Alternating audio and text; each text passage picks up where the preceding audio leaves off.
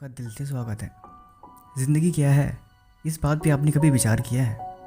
वैसे आज की सुबह बहुत मज़ेदार होने वाली है, क्योंकि आज हम बात करेंगे उस ज़िंदगी के बारे में जो आप डेली जीते हो, लेकिन कभी बैठ के उसके बारे में सोचते नहीं हो। और आज मैं मजबूर करूँगा इस टॉपिक पे सोचने पे, जो टॉपिक आपके दिमाग में कभी आता ही नहीं। और ये दिमाग में आना इतना ज़रूरी है कि शायद इससे आपकी ज़िंदगी बदल सकती है। इस दुनिया में कितने तरह के लोग हैं, कितनी तरह की भाषाएं, कितने तरह के बिहेवियर वाले लोग हैं। सब अपनी ज़िंदगी को अपने अपने हिसाब से जीते हैं। कोई बहुत अमीर है तो कोई बहुत गरीब है, कोई बहुत पैसे वाला है तो किसी के पास शाम को खाने के पैसे नहीं है, किसी के घर में स्विमिंग पूल है तो किसी के घर में पीने को पानी नहीं है। मतलब ज़िंदगी को हर लोग अपने अपने हिसाब से जी रहे हैं, और वो हिसाब से उनके स्टैंडर्ड के हिसाब से है। बाकी आपकी पोजीशन क्या है? बच्चे हैं वो पढ़ाई कर रहे हैं, जो बड़े हैं वो नौकरी कर रहे हैं, और जो बूढ़े हो चुके हैं वो घर में हैं। किसी के पास कष्टों का अंबार पड़ा हुआ है तो किसी के पास सिर्फ खुशियाँ ही खुशियाँ हैं। ज़िंदगी का अस्तित्व क्या है? आखिर ईश्वर ने दुनिया को बनाया तो उन्होंने तो कुछ सोचा ही होगा। हमारा असल में यहाँ पे आने का खास मकसद क्या है? ये बातें भले ही आध्यात्मिक है, लेकिन सुबह सुबह आपको इस बात पे विचार करने कर सकता है। कभी किसी दूर किसी शहर से, किसी गली से, किसी शोर शराबे से जाके अपने आप को अकेले करके सिर्फ इतना सा ही बात सोचना, हमारा अस्तित्व क्या है? आखिर हमें इस दुनिया में भेजा किस लिए गया है?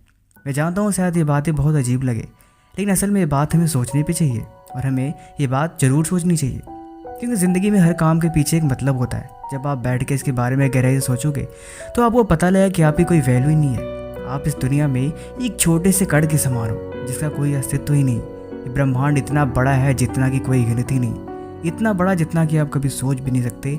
अगर आप इसकी परिकल्पना भी करोगे तो आपको एक ऐसी दुनिया मिलेगी जो दुनिया आपके लिए बहुत सरप्राइज होगी, और हम एक छोटे से गांव के छोटे से हिस्से के छोटे से घर के कमरे में कैद रह के रह जाते हैं। और वहीं तक हमारी सोच और हमारे आसपास के एनवायरनमेंट के हिसाब से हम अपनी सोच को बस लिमिटेड कर लेते हैं। हम लिमिटेड इतना कर लेते हैं कि हमारे पास कुछ फालतू सोचने के लिए टाइम ही नहीं होता, क्योंकि इंसान जैसा सोता है वैसा उसकी बॉडी मूवमेंट करने लगती है और उसका दिमाग वैसा बनने लगता है, और असल में वो इंसान आखिर में वैसा बन जाता है। लेकिन हमें तो फुर्सत ही नहीं है कुछ फालतू सोचने का, कुछ अच्छा सोचने का, कि हम अपने आप को एक अलग दुनिया में लेके जा सकें। क्योंकि दुनिया हर चीज़ सोच के हिसाब से जुड़ी हुई है। जो चीज़ आप सोच रहे हो वैसा कहीं ना कहीं आप बन रहे हो।